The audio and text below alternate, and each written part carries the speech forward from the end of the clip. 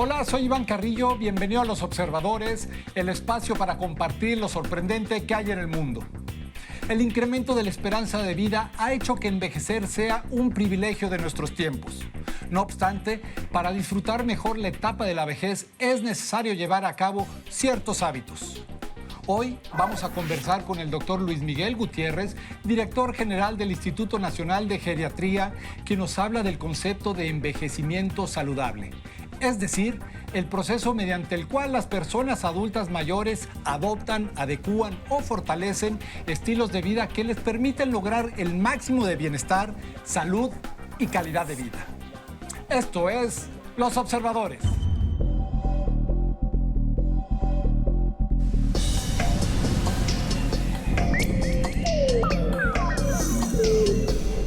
Luis Miguel, ¿cómo estás? Muy bienvenido a Los Observadores. Pues encantado de estar aquí, realmente para mí es una gran oportunidad. Gracias. Vamos a hablar del envejecimiento, algo que con suerte, si somos afortunados, vamos a experimentar en el futuro. Efectivamente, Iván. De hecho, lo estamos experimentando. Lo estamos experimentando, así que ¿por qué no me ayudas a entender qué es el envejecimiento? ¿Qué sucede en el cuerpo durante este proceso? Bien, el envejecimiento de alguna manera da continuidad al proceso de desarrollo. Y los mecanismos biológicos que están detrás del proceso de envejecimiento son los mismos que nos han desarrollado, pero que permanecen en juego ya en un contexto distinto y que terminan por ser deletéreos. Hoy entendemos mucho mejor el envejecimiento que hace 20 años. Hoy sabemos que los pilares del envejecimiento son los determinantes de la enfermedad crónica. Claro. Y que si fuéramos capaces de enlentecer el proceso de envejecimiento, podríamos diferir 5, 10 años la incidencia de la enfermedad de Alzheimer, por ejemplo. Estamos hablando de un tiempo valiosísimo en la vida de cualquier ser humano, ¿no, Luis Miguel? Tanto como que podríamos reducir a la mitad la incidencia de las demencias si fuéramos capaces de retrasar tan solo 5 años el momento en que ocurre. ¿Cuál debería ser la estrategia para ralentizar este proceso? Pues creo que tenemos que aprender a observar lo que está sucediendo, porque esto no es un fenómeno teórico, es una realidad. En el último siglo, si comparamos el momento en que aparecían los padecimientos demenciales en quienes nacieron hace 100 años, hoy día en quienes tienen 90, aparecen hasta 5 y 6 años más tarde. O sea, simplemente con la diferencia de una generación, ni siquiera, de apenas una década. Ya se recorrió. Ya se recorrió. ¿Qué es lo que está detrás? Probablemente los determinantes económicos y sociales, sobre todo, que han venido mejorando a través del tiempo y que tienen también terminan por tener una influencia biológica en nuestro organismo. No conocemos del todo bien esos mediadores. Conocemos el estrés, sí, sus consecuencias, y buena parte del proceso parece que se da por esa vía. ¿En qué momento un ser humano debería de comenzar a preocuparse por su envejecimiento para tener tiempo suficiente para actuar y modificarlo? Sí, eso es bien interesante. Si tuviéramos conciencia de ello, pues desde la concepción, porque hay... Desde el nacimiento. Sí, porque hay determinantes fetales del proceso de envejecimiento. No sí, a ese punto. En el momento de la vida intrauterina y en las primeras semanas después del nacimiento se fijan muchos de los condicionantes de tu metabolismo. Es la hipótesis esta famosa del gen ahorrador, que en la madre que sufrió de desnutrición y por ende su hijo tendrá una mayor propensión a desarrollar síndrome metabólico y diabetes o fragilidad, que es una condición común al envejecer. Y estos determinantes que se fijan tan temprano en la vida son, sin embargo, susceptibles de modularse a lo largo de la misma. Tú puedes nacer con un determinado capital genético y con una expresión determinada también de este capital, porque tendemos a pensar en los genes como algo fijo e inmutable, y en realidad están sometidos a una influencia que llamamos epigenética, de parte del entorno, que es constante, incesante a lo largo de toda la vida, y que depende de nuestra interacción con el entorno y de cómo nos estamos nutriendo y de cómo estamos manejando el estrés cotidiano y tantas otras interacciones con el entorno. Ejemplificar la epigenética sería como switch que el medio ambiente o nuestro entorno es capaz de prender y apagar, ¿no? En nuestro cuerpo, ¿así es? Exactamente, así es. Y esto es algo que sigue también ciertos patrones, porque tú puedes ver a través de la medición de lo que llamamos el metiloma, los genes se cierran con un metilo y esto se acumula a un cierto ritmo. Tú puedes calcular la edad de una persona conociendo la tasa de metilación que tiene. A ese punto es preciso. Es medible. Es medible, efectivamente. El envejecimiento.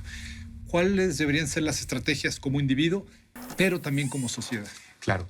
La idea de envejecimiento saludable se propone ahora de una manera distinta.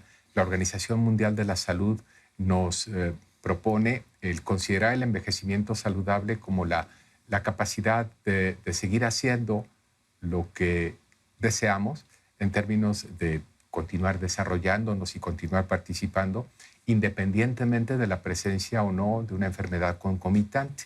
Ok, antes se hablaba de evitar la enfermedad, ¿es correcto? Hoy se trata de adaptarnos, porque sabemos que tarde o temprano vas a ser diabético, vas a tener hipertensión, tendrás algún problema cardíaco o deterioro cognitivo.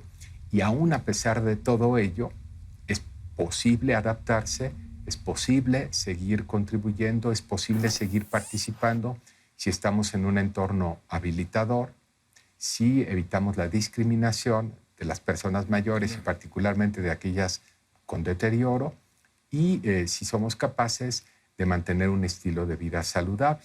Y hacia allá iba mi pregunta cuando hablaste de discriminación, porque me parece que tiene que ver mucho con la concepción que tenemos de los adultos mayores, que es a lo mejor fácil decir, bueno, él ya está cansado, ya va a estar bien en su sillita, oyendo música, y los inhabilitamos del todo.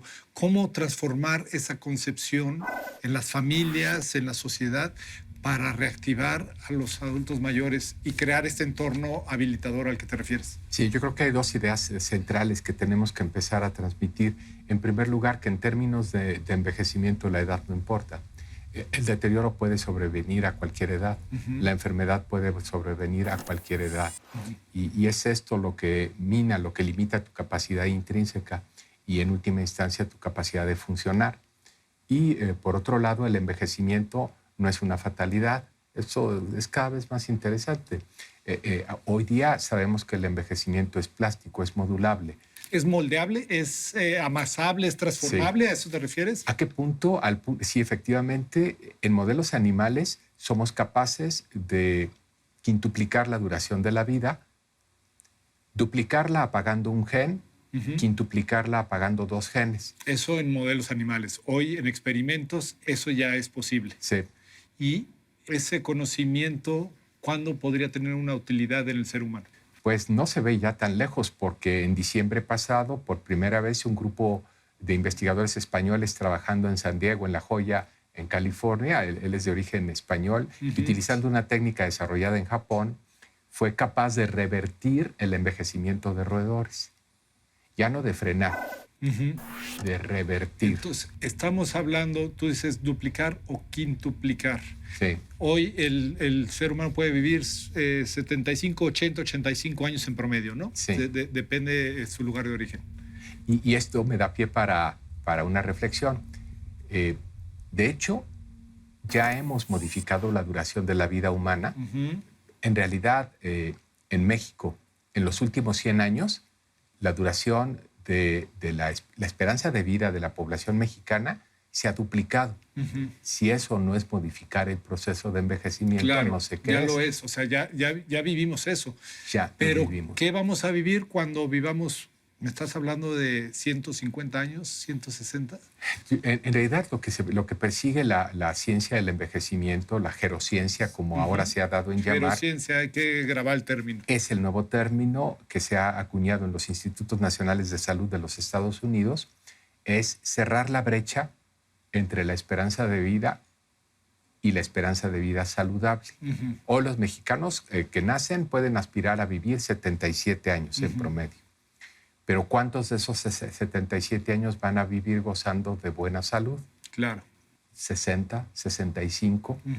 Y esa brecha de todavía hasta 15 años es la que queremos ir cerrando. Conforme cerremos esa brecha y se prolongue la esperanza de vida saludable, es posible que se prolongue la esperanza de vida también. Dime una cosa, ¿es cada vez más frecuente escuchar de gente que llega o rebasa los 100 años? Sí, es cada vez más común y de alguna manera es un marcador de la calidad de vida de una sociedad. En la proporción de centenarios y más aún de supercentenarios, que son aquellos que rebasan los 110 años, en México son, hasta donde yo sé, no existen.